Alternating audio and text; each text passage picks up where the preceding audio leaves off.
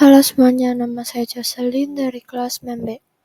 Hari ini saya akan membahas tentang mitosis dan meiosis. Apa itu meiosis?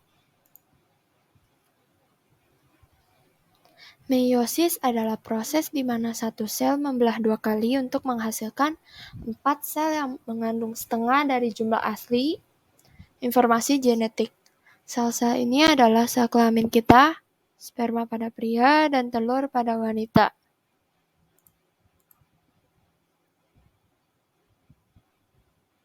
Prosesnya terjadi dalam 2 tahapan pembelahan. Pada akhirnya, sel yang mengalami meiosis akan menghasilkan 4 sel. 4 dengan setiap sel hanya memiliki satu salinan dari kromosom induknya atau haploid. Fase-fase yang terjadi pada pembelahan sel meiosis adalah profase 1, metafase 1, anafase 1, telofase 1, profase 2, metafase 2, anafase 2, dan telofase 2. Pada meiosis yang pertama, yang terdiri dari profase 1, metafase 1, anafase 1, dan telofase 1, memiliki proses-prosesnya. Profase 1, membran inti mulai rusak menjadi bagian-bagian kecil atau fragmen, dan terbentuk gelondong pembelahan. Benang-benang kromatin memadat menjadi kromosom dan kromosom homolog berpasangan. Terjadi pindah silang, pertukaran segmen molekul DNA yang sesuai di antara kromatid non-saudara. Metafase pertama, kromosom berjejer pada bidang pembelahan. Anafase 1, kromosom homolog memisah dan bergerak ke kutub-kutub yang berlawanan. Telofase 1, kromosom homolog memisah dan bergerak ke kutub-kutub yang berlawanan. Membran inti mulai terbentuk kembali. Sitokinesis menyebabkan terbentuknya 2 sel anakan yang bersifat haploid.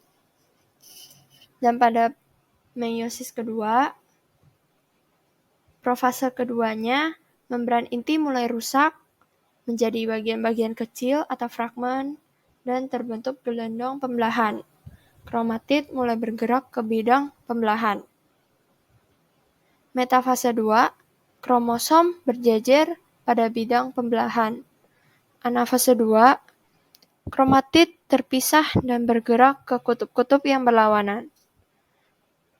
Dan telofase 2, nukleus terbentuk, kromosom terurai, membentuk kromatin, dan sitokinesis terjadi.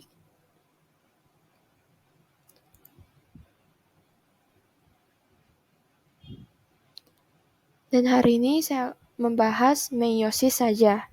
Ini adalah perbedaan dari meiosis dan mitosis.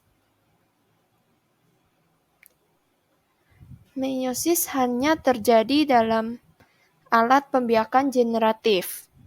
Satu sel induk diploid atau 2N sama dengan 4 sel anakan haploid. Satu kromosom sel anak sama dengan setengah kromosom sel induk. Pembelahan meiosis terlibat pada proses perubahan sel-sel induk sel gamet menjadi sel-sel gamet yang bersifat haploid. Lalu, mitosis terjadi pada hampir semua sel somatis. Satu sel diploid sama dengan 2N sama dengan 2 sel anakan atau 2N. Kromosom sel anak sama dengan kromosom sel induk.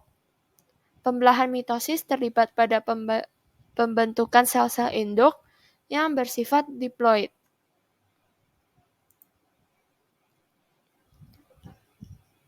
Sekian penjelasan dari saya. Mohon maaf jika ada kata yang salah. Terima kasih.